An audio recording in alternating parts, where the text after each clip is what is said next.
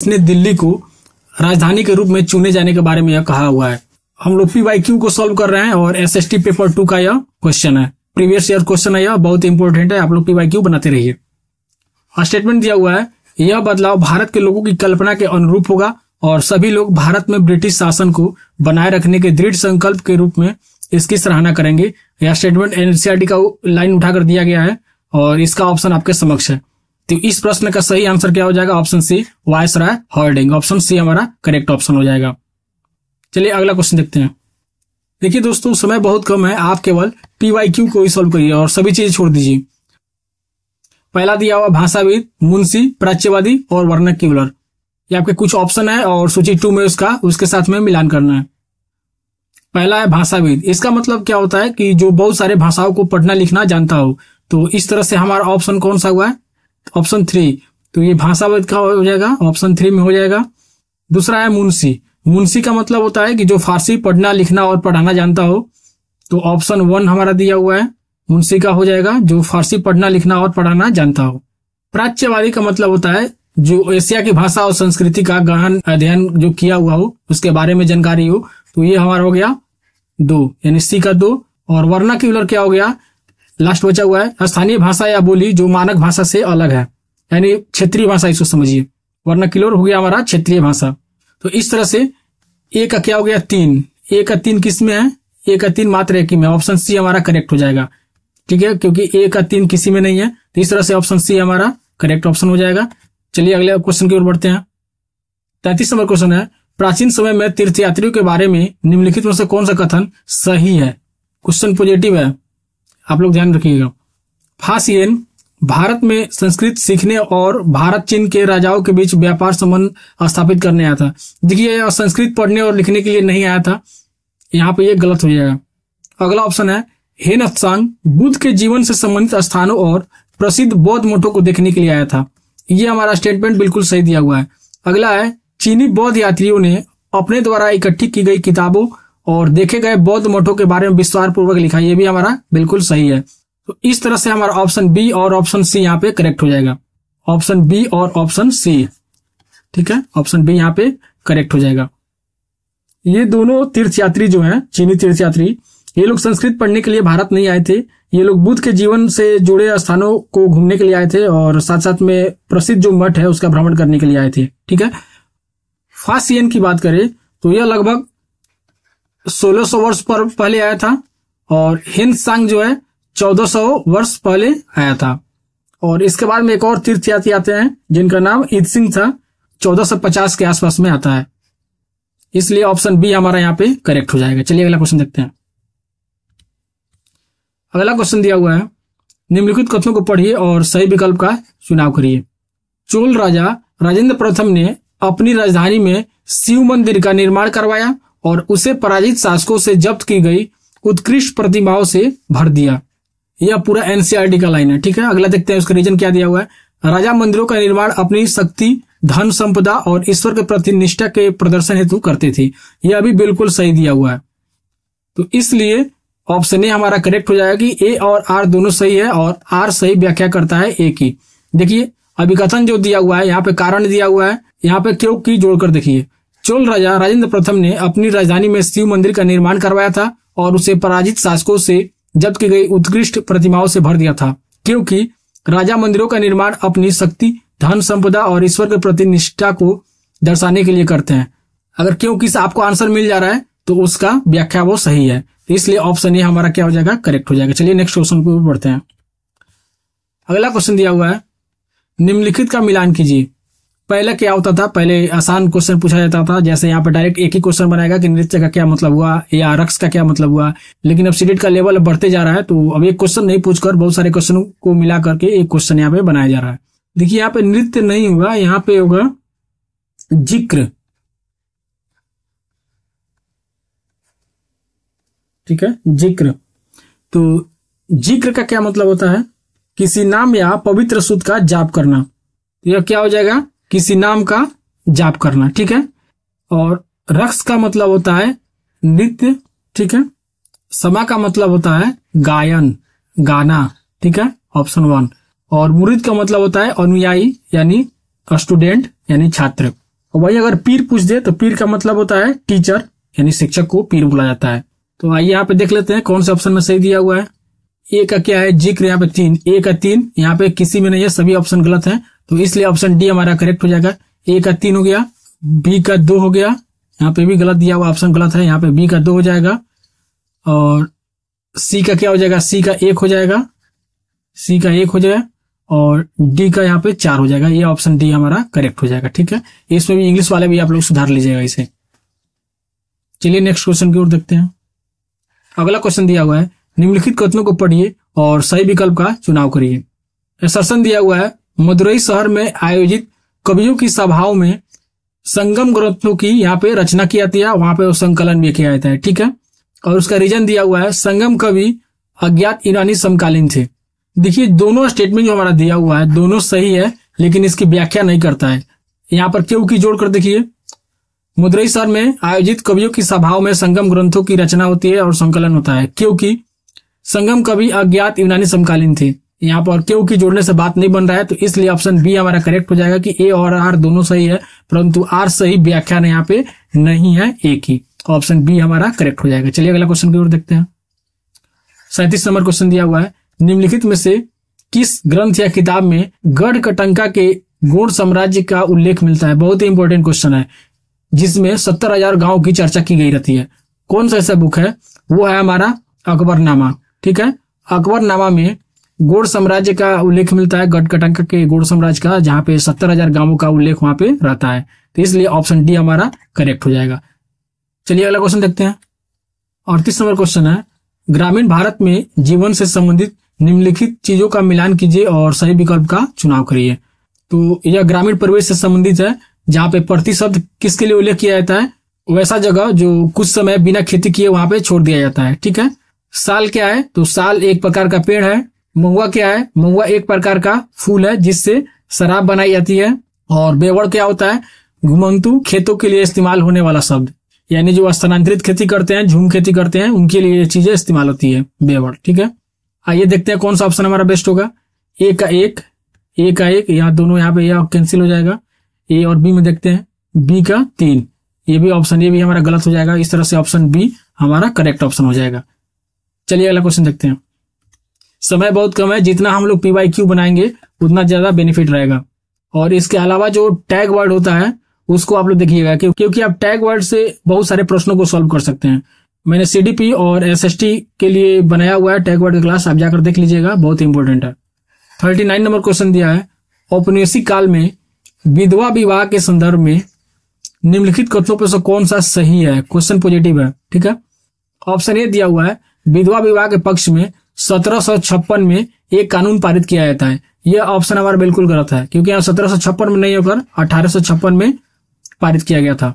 अगला ऑप्शन देखिए, ईश्वर चंद्र विद्यासागर ने विधवा विवाह के पक्ष में प्राचीन ग्रंथों का हवाला दिया। ये हमारा लाइन बिल्कुल सही है। अगला देखते हैं, विधवा विवाह कानून पारित होने के बाद विवाह करने वाली विधवा महिलाओं की संख्या में काफी बढ़ोतरी हुई। जी नहीं, यहाँ पे बढ़ोतरी नहीं होती है, ये भी ऑप्शन हमारा गलत हो जाएगा। अगला क्वेश्चन है, जिन महिलाओं ने विवाह किया उन्हें समाज ने आसानी से स्वीकार कर लिया। ये भी यहाँ पे गलत हो जाएगा, क्योंकि उन्हें बहुत कठिनाइयों का सामना करना पड़ा था, आसानी से समाज के द्वारा यहाँ पे नहीं स्वीकारा जाता था। तो इसलिए ऑप्शन बी हमारा क्या हो जाएगा, करेक्ट हो जाएगा। ईश्वर चंद्र विद्यासागर ने प्राचीन ग्रंथों का उपयोग या सुझाव देने के लिए किया था कि विधवाएं पुनर्विवाह कर सकती हैं। तो उनके इस सुझाव को ब्रिटिश अधिकारियों ने स्वीकार कर लिया और 1856 में विधवा पुनर्विवाह की अनुमति के लिए कानून पारित कर दिया गया। ठीक है, 1856 में।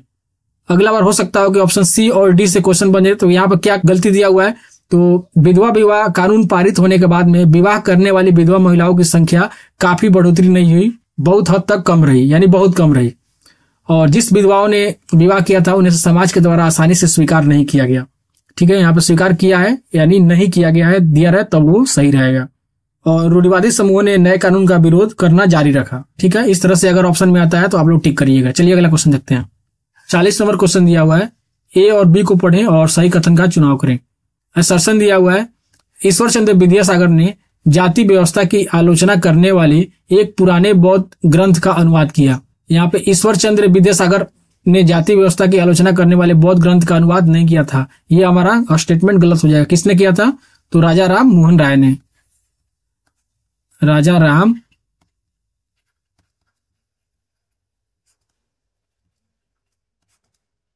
मोहन राय ने जाति व्यवस्था की आलोचना करने वाले एक पुराने बौद्ध ग्रंथ का अनुवाद किया था। तो इस तरह यह ऑप्शन हमारा गलत हो जाएगा, क्योंकि राजा राम मोहन राय ने किया था। ऑप्शन बी देखते हैं। कुछ समाज सुधारकों ने भारत में जातीय गैर बराबरी की भी आलोचना की थी। ये लाइन हमारा बिल्कुल सही है। तो इस तरह से कथन ए गलत हो जाएगा, कथन बी सही हो जाएगा। 41 नंबर क्वेश्चन दिया हुआ है, कथनों को पढ़िए और सही विकल्प का चुनाव करिए। एसर्शन दिया हुआ है और उसका रीजन दिया हुआ है। यहाँ पे क्योंकि जोड़कर देखिएगा। Doctor B R. अम्बेडकर ने औपनिवेशिक काल के दौरान मंदिरों में प्रवेश आंदोलन की अगुवाई की थी। ये हमारा एनसीईआरटी का लाइन है और इसको ऐसे ही उठाकर दे दिया हुआ है। ये लाइन हमारा बिल्कुल सत्य है। आइए उसका रीजन देखते हैं। क्योंकि बी.आर. अम्बेडकर चाहते थे लोग यह देखें कि समाज में जातीय पूर्वाग्रहों की जकड़ कितनी मजबूत है, और उसका रीजन भी बिल्कुल सत्य है। तो इस तरह से दोनों सही है और व्याख्या भी उसका सही है। ऑप्शन ए हमारा करेक्ट हो जाएगा। देखिए, बी.आर. अम्बेडकर के बारे में थोड़ा सा समझ लीजिए। Doctor B R. अम्बेडकर का जन्म एक महार परिवार में होता है, ठीक है। बचपन के समय में इन्हें जातिगत पूर्वाग्रहों का सामना करना पड़ा था और स्कूल में इन्हें कक्षा से बाहर जमीन पर बैठने के लिए मजबूर किया जाता था और उन्हें उन नलों से पानी पीने की अनुमति नहीं मिलती थी जिसका उपयोग उच्च जाति के लोग या बच्चे करते थे। तो इस तरह अम्बेडकर जी जब बड़े होते हैं तो 1927 में मंदिर प्रवेश आंदोलन शुरू करते हैं और 1927 से 1935 के बीच में इस तरह के 3 आंदोलनों का वो नेतृत्व करते हैं। इसका मुख्य उद्देश्य था लोगों को यह दिखाना कि समाज में जातीय पूर्वाग्रहों की जो जकड़ है वो कितनी मजबूत हो चुकी है। इस चीज को वो दिखाना चाहते थे। चलिए नेक्स्ट क्वेश्चन की ओर बढ़ते हैं। ऑप्शन ए हमारा करेक्ट आंसर होगा। 42 नंबर क्वेश्चन दिया हुआ है। देखिए दोस्तों, लास्ट समय है, आप लोग जितना पीवाईक्यू बनाइएगा उतना सही रहेगा। ये जितना भी आप लोग देख रहे हैं सभी एनसीईआरटी का लाइन है, तो इसलिए मैंने शॉर्ट वीडियो के माध्यम से एनसीईआरटी का जो इंपोर्टेंट लाइन है जो बार बार एग्जामिनेशन में पूछा जाता है उसी चीज को मैं अपलोड कर रहा हूँ, क्योंकि आपको ज्यादा मेहनत नहीं करना पड़ेगा। मेहनत मैं करूंगा लेकिन आप लोगों को वीडियो देखना होगा, क्योंकि आप लोग 1 मिनट के अंदर में बहुत सारे क्वेश्चन को आप लोग देख सकते हैं। क्योंकि आपके पास तो समय है नहीं कि आप एनसीईआरटी बुक को पढ़िएगा, इसलिए मैंने शॉर्ट वीडियो बनाना स्टार्ट किया हुआ। चलिए एक क्वेश्चन देखिए। निम्नलिखित में से कौन सा कथन बिरसा आंदोलन के संदर्भ में सही दिया हुआ है? इतना ज्यादा एनसीईआरटी का स्टेटमेंट पूछा जा रहा है, फैक्चुअल कम हो गया है और स्टेटमेंट ज्यादा दिया जा रहा है। ये भी देखिए वही क्वेश्चन है, लगातार 3 से 4 क्वेश्चन हो गया स्टेटमेंट के साथ ही। स्टेटमेंट है बिरसा का आंदोलन आदिवासी समाज को सुधारने का आंदोलन था। यह कथन बिल्कुल सत्य है। जब हम लोग क्लास करेंगे, थ्योरी क्लास, तो उसमें सारी चीजें हम लोग डिटेल से करेंगे। अभी फिलहाल समय कम है तो हम लोग इसको जल्दी से देखते हुए चलेंगे। बिरसा अपने जीवन के उत्तरार्ध में मिशनरियों और हिंदू जमींदारों का लगातार विरोध करने लगे थे। ये भी बिल्कुल हमारा सत्य है। ये भी हमारा सत्य है, बी भी सत्य है। अगला सी देखिए। अंग्रेज मुंडाओं की पारंपरिक भूमि व्यवस्था को पुनः स्थापित करने की कोशिश कर रहे थे। यह लाइन हमारा गलत है, क्योंकि अंग्रेज मुंडाओं की जो भूमि व्यवस्था थी उसको वो नष्ट कर रहे थे। ऑप्शन डी देखिए। बिरसा के अनुयायियों ने बिरसा राज के प्रतीक के रूप में लाल झंडा फहराया। ये भी लाइन हमारा बिल्कुल गलत है, क्योंकि लाल झंडा नहीं होकर कौन सा झंडा होगा? सफेद झंडा होगा। एनसीईआरटी का लाइन है। इस तरह से ऑप्शन डी भी हमारा गलत हो जाएगा। तो इस तरह से कथन ए और कथन बी हमारा सत्य है। किसमें है? ए और बी। ऑप्शन ए हमारा सही हो जाएगा। ठीक है, ओनली ए एंड बी। अगला क्वेश्चन दिया हुआ है। निम्नलिखित कथनों को पढ़िए और सही विकल्प का चुनाव करिए। देखिए फिर से वही स्टेटमेंट, सभी स्टेटमेंट का क्वेश्चन दे रहा है, इसलिए मैं बोल रहा हूं कि आप लोग शॉर्ट वीडियो को देखा करिए, क्योंकि उसमें जो एनसीईआरटी का मेन लाइन है जो परीक्षा बार बार पूछे जाते हैं उसको मैंने इंक्लूड किया हुआ है। क्योंकि जोड़कर देखिएगा आंसर इसका। गांधी जी ने लोगों से आह्वान किया कि रॉलेट एक्ट का विरोध करने के लिए 6 अप्रैल 1919 को अहिंसक विरोध दिवस के रूप में मनाया जाए। ठीक है, ये लाइन हमारा बिल्कुल सत्य है, क्योंकि रविंद्रनाथ टैगोर ने अपनी पीड़ा और गुस्सा जताते हुए नाइटहुड की उपाधि यहाँ पे लौटा दी थी। यहाँ पे ये भी लाइन हमारा बिल्कुल सत्य है, लेकिन इसकी व्याख्या नहीं करता है, तो इसलिए ऑप्शन बी हमारा करेक्ट हो जाएगा कि ए और बी दोनों सही है, लेकिन आर सही व्याख्या नहीं है। ए की ऑप्शन बी हमारा करेक्ट हो जाएगा। देखिए, रॉलेट एक्ट एक अंग्रेजों का कानून था जिसमें लोगों को बिना मुकदमा चलाए लोगों को गिरफ्तार कर लिया जाता था। तो उसी के विरोध में महात्मा गांधी ने सभी भारतीय राष्ट्रवादी नेताओं को विरोध करने के लिए आग्रह किया था, लेकिन शांतिपूर्वक रूप से। और इसी क्रम में 10 अप्रैल को डॉक्टर सत्यपाल और डॉक्टर सैफुद्दीन किचलू को गिरफ्तार कर लिया जाता है। इन नेताओं की गिरफ्तारियों के विरोध में 13 अप्रैल को 13 अप्रैल को अमृतसर के जालियांवाला बाग में एक सभा का आयोजन किया जाता है। तो जिस समय यह सभा चल रही थी उस समय जनरल डायर जो ब्रिटिश फौजी टुकड़ियों के साथ में आता है और उसने बाग से निकलने वाले जो बहुत एक पतला संकरा रास्ता था उसको बंद कर देता है और बिना चेतावनी दिए हुए लोगों पर अंधाधुंध गोलियां चलवा देता है। इस हत्याकांड में बहुत सारे लोग मारे जाते हैं, बहुत सारे असंख्य घायल हो जाते हैं और इसमें बहुत सारे बच्चे और औरतें भी शामिल थे। तो इसी का विरोध जताने के लिए रविंद्रनाथ टैगोर ने अपनी जो नाइटहुड की उपाधि जो उनको दी गई थी वो इसे लौटा देते हैं। चलिए अगला क्वेश्चन देखते हैं। अगला क्वेश्चन दिया हुआ है, ए और आर को पढ़े और सही विकल्प को चुने। देखिए ये सभी PYQ है, यह 2021 का प्रीवियस ईयर क्वेश्चन है। देखिए कितना स्टेटमेंट और रीजन पूछा हुआ है, इसलिए मैं बोलता हूं कि NCERT का लाइन बहुत जरूरी है। देखिए असर्शन क्या दिया हुआ है, प्रधानमंत्री जवाहरलाल नेहरू ने स्वतंत्र भारत की विदेश नीति की रूपरेखा शीत युद्ध के संदर्भ में गुटनिरपेक्षता के सिद्धांत के आधार पर तैयार की थी। ये हमारा NCERT का लाइन है, बिल्कुल सत्य है। अगला रीजन भी देख लेते हैं इसका। गुटनिरपेक्ष आंदोलनों ने दुनिया के देशों से आह्वान किया कि वे 2 मुख्य सैनिकों के गठबंधनों में से किसी एक में शामिल हो जाए। जी नहीं, ये हमारा बिल्कुल गलत है क्योंकि और शामिल नहीं होने की बात की गई थी। अगर हम यहाँ पे शीत युद्ध की बात करें तो ये क्या चीज है, कोल्ड वार। इसका मतलब होता है कि 2 देशों या गुटों के बीच में ऐसा संघर्ष जो खुलकर युद्ध में नहीं बदलता है लेकिन उनके अंदर राजनीतिक, आर्थिक, सांस्कृतिक और वैचारिक स्तरों पर युद्ध चलता रहता है। इस तरह के जो युद्ध होते हैं शीत युद्ध कहलाते हैं, यानी खुल करके हथियार के माध्यम से युद्ध नहीं होता है। तो इस क्वेश्चन के अकॉर्डिंग स्टेटमेंट हमारा सही है लेकिन उसका रीजन क्या है, गलत है। तो ए सही है परंतु आर गलत है। ऑप्शन सी हमारा क्या हो जाएगा, करेक्ट हो जाएगा। A is correct but R is incorrect. चलिए अगला क्वेश्चन देखते हैं। 45 नंबर क्वेश्चन है, निम्नलिखित कथनों को पढ़ें और सही विकल्प का चुनाव करें। फिर से देखिए स्टेटमेंट और रीजन। असर्शन दिया हुआ है, पृथ्वी सौर मंडल में एक अद्भुत ग्रह है। ये बात बिल्कुल सत्य है और उसका रीजन है क्योंकि पृथ्वी पर पानी और हवा उपस्थित है जो जीवन की उपस्थिति में सहायक है। ये भी इसका जो रीजन दिया हुआ बिल्कुल सत्य है क्योंकि यहाँ पे जीवित रहने के लिए पानी, हवा संतुलित अवस्था में मौजूद है जिससे यहाँ पे जीवन संभव हो पाता है। तो ऑप्शन ए और आर दोनों सत्य है और आर ए की सही व्याख्या करता है। ऑप्शन सी हमारा सत्य हो जाएगा। चलिए अगला क्वेश्चन देखते हैं। 46 नंबर क्वेश्चन दिया हुआ है, कब ग्रीनिच याम्योत्तर पर सभी स्थानों में दिन का मध्य या दोपहर होगी। ग्रीनिच याम्योत्तर की बात करें या किसी भी स्थान की, जब सूर्य जो है आकाश के सबसे ऊंचले बिंदु पर होगा यानी हमारे मस्तिष्क के ऊपर होगा तो उस समय क्या होगा, दिन का हमारा मध्य होगा। तो इसलिए ऑप्शन डी यहाँ पे करेक्ट हो जाएगा। जब सूर्य प्रमुख याम्योत्तर ग्रीनिच पर आकाश में सबसे ऊंचले बिंदु पर होगा तो उस समय दिन या मध्य या दोपहर होगी। ग्रीनिच याम्योत्तर क्या होता है, तो ग्रीनिच याम्योत्तर वो काल्पनिक रेखा है जो पृथ्वी को 2 बराबर भागों में बांटती है, एक पूर्वी गोलार्ध और एक हमारा पश्चिमी गोलार्ध। इसी को हम लोग प्रमुख याम्योत्तर भी कहते हैं। और मेरिडियन की बात करें, मेरिडियन इसी ग्रीनविच से होकर जाती है जहां ब्रिटिश रॉयल वेधशाला पाई जाती है और इसे हम लोग 0 डिग्री देशांतर कहते हैं। और यहां से हम लोग 180 डिग्री पूर्व और 180 डिग्री पश्चिम की बात करते हैं। पृथ्वी जो है पश्चिम से पूर्व की ओर चक्कर लगाती है तो ग्रीनविच के जो पूर्व में जो स्थान होगा, यानी ये हमारा ग्रीनविच हो गया, इसके जो पूर्व में जो स्थान होगा वो ग्रीनविच के समय से आगे होगा यानी प्लस में होगा, और जो पश्चिम स्थान होगा यह क्या होगा, ग्रीनविच के समय से पीछे होगा यानी माइनस में होगा। इस तरह इस प्रश्न का सही आंसर ऑप्शन डी हो जाएगा। चलिए अगला क्वेश्चन देखते हैं। 47 नंबर क्वेश्चन है, विषुवत रेखा और उत्तरी ध्रुव या विषुवत रेखा और दक्षिणी ध्रुव के बीच की दूरी क्या होगी यदि उन्हें अंश या डिग्री में मापा जाए। देखिए यह हमारा भूमध्य रेखा हो गया, इसको हम लोग 0 डिग्री अक्षांश भी कहते हैं। इस पूरे ग्लोब की बात करें तो यह कितने एंगल का कोण बनाती है, 360 डिग्री का यहाँ पे कोण बनाती है। और भूमध्य रेखा से किसी भी ध्रुव की दूरी पृथ्वी के चारों ओर वृत्त का 1/4 है। हम लोग जानते हैं कि कितना है, 1/4 है यानी 1/4। तो यह कट करके कितना आ जाएगा, 90 डिग्री। ठीक है, इसीलिए जब हम 0 डिग्री से 90 डिग्री उत्तर ध्रुव की ओर जाते हैं तो उत्तरी ध्रुव वृत्त, और यहाँ से 90 डिग्री नीचे आते हैं तो दक्षिण ध्रुव वृत्त आता है। तो इसलिए ऑप्शन सी हमारा करेक्ट हो जाएगा। चलिए अगला क्वेश्चन देखते हैं। 48 नंबर क्वेश्चन दिया हुआ है, दिए गए कथनों ए और आर को पढ़ें और सही विकल्प का चुनाव करें।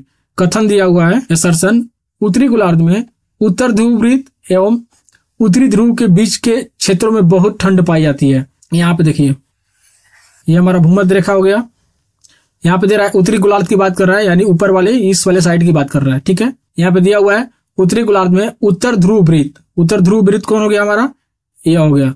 और उत्तरी ध्रुव कौन, यह हो गया। ठीक है, यानी इस एरिया की बात कर रहा है। ठीक है, इस क्षेत्र में बहुत ठंड पाई जाती है। यह कथन बिल्कुल हमारा सत्य है। चलिए अगला देखते हैं, उसका रीजन क्या दिया हुआ है। क्योंकि आइए इसका रीजन में देखते हैं। शीत कटिबंध में, देखिए शीत कटिबंध ना, इसी को हम लोग शीत कटिबंध भी बोलते हैं। सूर्य क्षितिज से ज्यादा ऊपर नहीं आ पाता है तथा किरणें तिरछी पड़ जाती है और कम गर्मी पैदा करती है। तो ये रीजन भी जो दिया हुआ है बिल्कुल सत्य है। क्योंकि जब सूर्य की किरणें पड़ेंगी, मान लीजिए यहाँ पे सूर्य है, जब सूर्य की किरणें पड़ेंगी तो इस एरिया को तो वो ज्यादा हीट करेंगी, लेकिन सूर्य की किरणें जैसे जैसे भूमध्य रेखा से दूर होती जाएंगी और कटिबंध की ओर, शीत कटिबंध की ओर जाएंगी, वो तिरछी होती जाएंगी, जिससे वहां पे गर्मी बहुत कम होगी और ठंड काफी बढ़ने लगती है। तो इस प्रकार हम कह सकते हैं कि कथन ए सत्य है और उसका जो तर्क है, रीजन है, वो भी सत्य है। तो ए और आर दोनों सही है और आर सही व्याख्या करता है ए की। ऑप्शन ए हमारा करेक्ट हो जाएगा। ठीक है, चलिए अगला क्वेश्चन देखते हैं।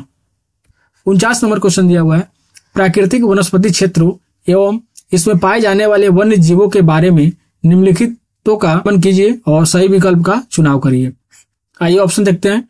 पहला है टुंड्रा। तो टुंड्रा में क्या होगा, यह ठंडा क्षेत्र है, तो यहाँ सील, कस्तूरी, बैल और ध्रुवीय भालू ये जानवर यहाँ पे पाए जाएंगे। तो टुंड्रा क्या हो जाएगा, ऑप्शन 3, ए का 3।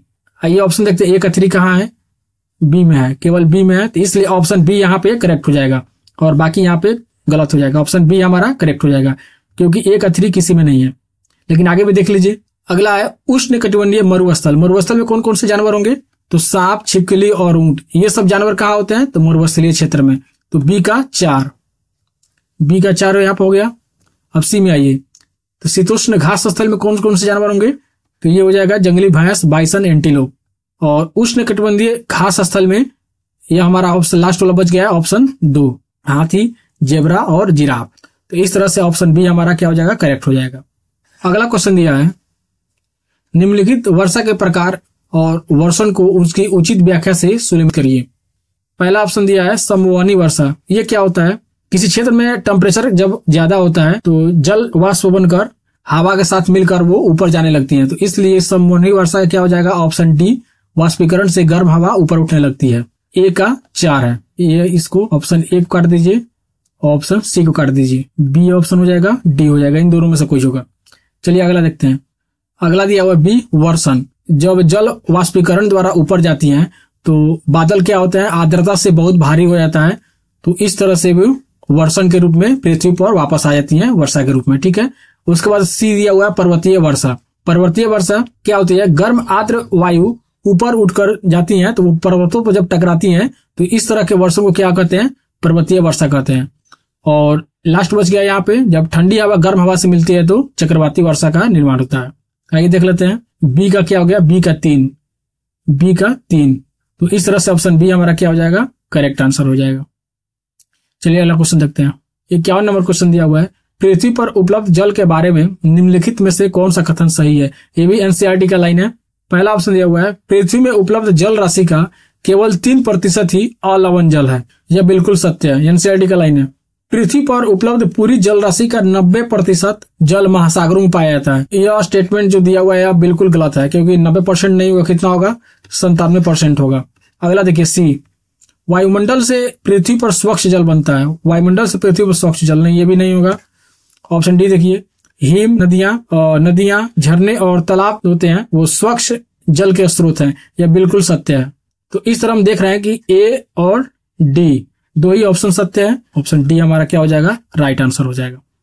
क्योंकि पूरी पृथ्वी पर 97% जो जल होता है, वाटर होता है, वो महासागरों में पाया जाता है और 3% जो जल होता है वो पीने लायक होता है, यानी स्वच्छ जल होता है। और इस 3% में केवल 8% जो जल होता है वही हमें पीने के लिए मिलता है। कैसे, नदियों के द्वारा, झरनों के द्वारा, तालाब के द्वारा, भूमिगत जल के द्वारा मिलता है। और बाकी का जो 2% जल है वो कहाँ रहता है, हिमालयों में बर्फ के ग्लेशियर के रूप में वहां पर जमा हुआ रहता है, बर्फ के रूप में जमा रहता है। ठीक है, तो केवल 1% जो जल होता है वही हमें पीने योग्य मिलता है। इसलिए आप लोग पानी का सही तरीके से इस्तेमाल कर इसे बचाने में सहयोग करें। चलिए अगला क्वेश्चन देखते हैं। 52वां क्वेश्चन दिया हुआ है, दिए गए कथनों ए बी सी को पढ़ें और सही विकल्प का चुनाव करें। सब स्टेटमेंट वाला क्वेश्चन है। आप लोग शॉर्ट वीडियो आप लोग देखते रहिएगा, ठीक है ना, क्योंकि इसमें जो इंपॉर्टेंट लाइन होता है एनसीईआरटी का, जो बार बार परीक्षा में पूछा जाता है, वही इंक्लूड किया हुआ रहता हूँ। ऑप्शन ए है वायुमंडल हमें सांस लेने के लिए वायु प्रदान करती है। बिल्कुल सत्य है। वायुमंडल सूर्य की किरणों के हानिकारक प्रभाव से हमारी रक्षा करती है। ये भी बिल्कुल सत्य है। समताप मंडल में जैसे ओजोन परत है, वो हानिकारक जो किरणें आती है, पराबैंगनी किरणें, उसको रोक लेती है। अगला देखिए, वायुमंडल 4 परतों में विभाजित है। ये बिल्कुल हमारा गलत लाइन दिया हुआ है, क्योंकि यहाँ पे 4 परत नहीं होगा, 5 परत हो जाएगा। कौन कौन सा? क्षोभ मंडल, समताप मंडल, मध्य मंडल, आयन मंडल और बहिर्मंडल। ठीक है, तो इस तरह से ऑप्शन ए और बी यहाँ पे सत्य हो जाएगा। ए और बी सही है और सी गलत है। ऑप्शन ए हमारा राइट आंसर हो जाएगा। चलिए अगला क्वेश्चन देखते हैं। अगला क्वेश्चन दिया हुआ है, निम्नलिखित कथनों पर विचार करें, कौन सा कथन जो है पवन का वर्णन करता है। देखिए, इस प्रश्न को बनाने से पहले कंसेप्ट को हम लोग थोड़ा क्लियर कर लेते हैं, तब इस प्रश्न को सॉल्व कर पाएंगे हम। 2 क्षेत्र हैं, ए और बी। ठीक है, ए क्षेत्र में तापमान कैसा है? तापमान काफी उच्च है, यानी टेम्परेचर हाई है, वहां पे काफी गर्मी है। और बी क्षेत्र में तापमान कैसा है? काफी निम्न है, बहुत कम तापमान है, ठंडी है। तो जब तापमान काफी उच्च होगा, टेम्परेचर हाई होगा, तो वहां पे हवाएं कैसी होंगी? गर्म होकर वो ऊपर जाने लगेगी। तो ये स्थान क्या हो जाएगा? रिक्त हो जाएगा। तो जब ये स्थान रिक्त हो जाएगा तो ऊपर से दाब काफी कम हो जाएगा। तो दाब कैसा हो जाएगा? कम हो जाएगा, यानी दाब निम्न हो जाएगा। इसके विपरीत अगर बी वाले क्षेत्र की बात करें तो यहाँ का तापमान कैसा है? काफी निम्न है। तो जब तापमान निम्न रहेगा तो हवाएं क्या होंगी? भारी होंगी, सघन होगी, जिसके कारण यह नीचे आएंगी। तो जब नीचे आएंगी तो दाब कैसा क्रिएट होगा? तो दाब उच्च क्रिएट होगा, काफी दाब यहाँ पे बढ़ जाएगा। और ये हवाएं ए वाले एरिया की तरफ जाएंगी, क्योंकि ये स्थान खाली हुआ रहता है। तो इस जगह को भरने के लिए यहाँ तेजी से जाती है, जिसके कारण हवाओं का निर्माण होता है, पवन चक्र का निर्माण होता है। मैं यहाँ पे शॉर्ट तरीका से लिख देता हूँ। एक तरफ मैं लिख देता हूँ तापमान, ताप, और दूसरी तरफ दाब। इसको आप याद रखिएगा, दोनों एक दूसरे के विपरीत होता है। पहले ए वाले की देखिए, अगर ताप उच्च है, ताप कैसा है? काफी उच्च है, तो हवाएं ऊपर जाएंगी तो दाब उसके कारण काफी कम हो जाएगा, निम्न हो जाएगा। और बी वाले एरिया में देखिए, ताप बहुत कम है। जब ताप बहुत कम है तो वहां पर हवाएं क्या होगी? नीचे आएंगी, जिसके कारण दाब जो है काफी उच्च हो जाएगा। ये दोनों एक दूसरे को उल्टा होता है। ताप उच्च तो दाब निम्न, ताप निम्न तो दाब उच्च। इस तरह से आप याद रखिएगा। अब आइए हम लोग क्वेश्चन बनाने की तरफ लौटते हैं। पहला ऑप्शन पढ़िए, निम्न दाब क्षेत्र से। निम्न दाब क्षेत्र कौन सा है? ए वाला एरिया निम्न दाब क्षेत्र है। निम्न दाब क्षेत्र से उच्च दाब क्षेत्र की ओर गमन करती वायु। क्या यह कथन सही है? क्या निम्न दाब से उच्च दाब क्षेत्र की ओर वायु गमन करती है? नहीं, उच्च दाब से निम्न दाब की ओर गमन करती है। देखिए यहाँ पे मैंने बनाया हुआ है, यहां से यहां आएगी। तो यह स्टेटमेंट हमारा बिल्कुल क्या है? गलत है। महीन धूल और धुएं से पवन निर्मित होती है, ये भी हमारा बिल्कुल गलत है। सी ऑप्शन देखिए, उच्च दाब क्षेत्र से निम्न दाब क्षेत्र की ओर गमन करती वायु। ये लाइन हमारा बिल्कुल सही है, क्योंकि हवाएं जो होती हैं उच्च दाब क्षेत्र से निम्न दाब की ओर क्षेत्र की ओर बढ़ती हैं, चलती हैं। ठीक है, ऑप्शन सी हमारा सही है।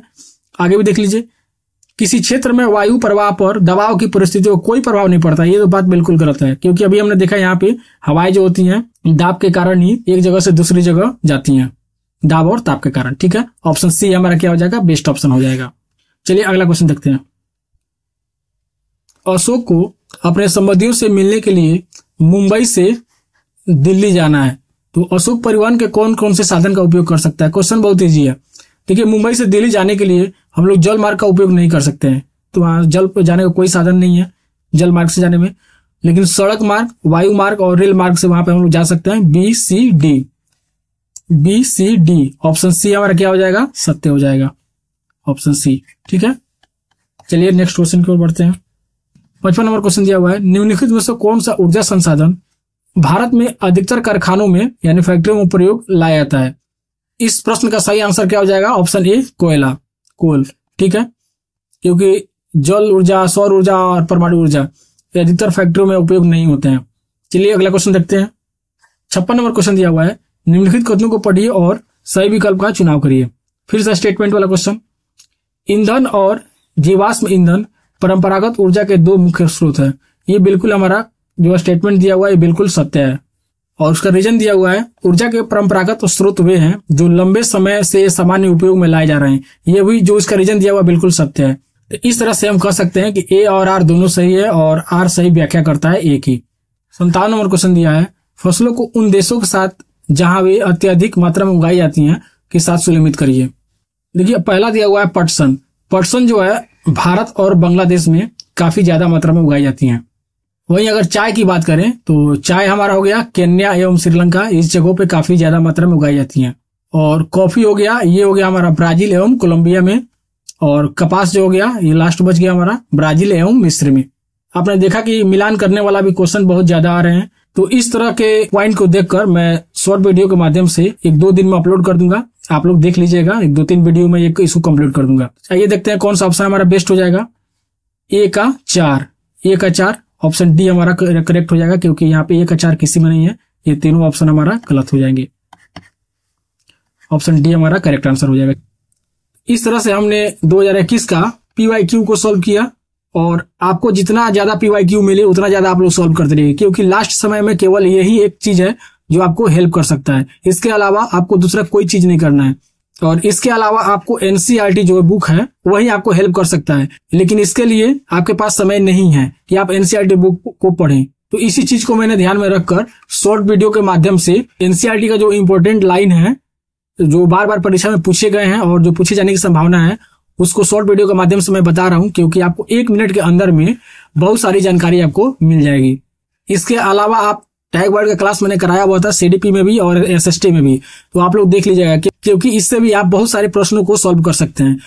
कोई भी सेट नहीं बनाने हैं, केवल जो भी सेट बनाना है PYQ बनाना है, उसके अलावा कुछ काम नहीं करना है। आप लोग कमेंट करके बताइए कि आज का क्लास कैसा लगा, और क्लास अच्छा लगे तो आप लोग चैनल को सब्सक्राइब कर लीजिए और वीडियो को लाइक भी कर लीजिएगा, और हो सके तो अपने दोस्तों में भी शेयर भी कर लीजिएगा। तो चलिए मिलते हैं अगले क्लास में।